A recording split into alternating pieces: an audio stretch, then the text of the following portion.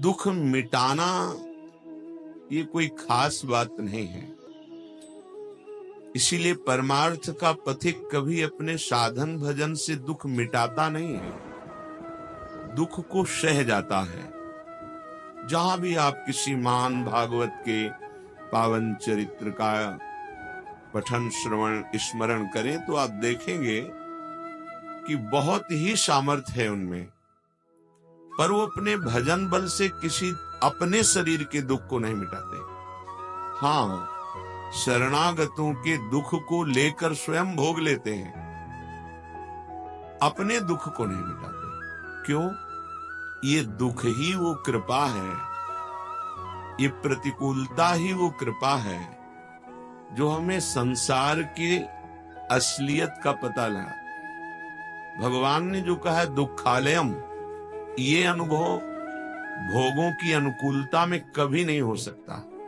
ऐसा भ्रम हो जाता है, बड़े बड़ों को हो जाता है। वो बड़े भाग्यशाली हैं जिनको हरिजू की कृपा से ज्ञान हुआ कि मान अपमान दुख सुख लाभ हानि ये सह जाना है और अपने भजन को बचा करके पचा करके सच्चिदानंद स्थिति प्राप्त करनी है। ये बड़ी बात है। इसी के लिए भगवान सत्संग दिलाते हैं, इसी के लिए भगवान हमें प्रेरित करके श्री धाम वृंदावन लाते हैं, इसी के लिए हमारी बुद्धि को पवित्र करके अपने नाम में, अपने रूप में, अपनी लीला में, अपने धाम में लगाते हैं। इस सब को सब कृपा से हो रहा है।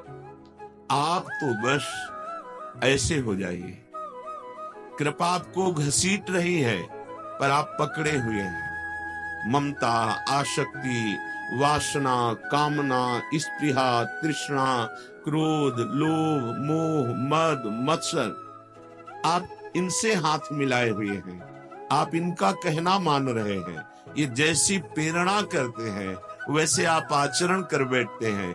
यही कृपा की अवहेलना हो गई। नहीं तो हमारे किसी कर्म से सत्संग नहीं मिल रहा, ये कृपा से मिल रहा है। राम कृपा बिनु सुलभ न सोई, बिनु सत्संग विवेक न होई। ये साधु समागम केवल हरिजू की कृपा से प्राप्त हुआ है।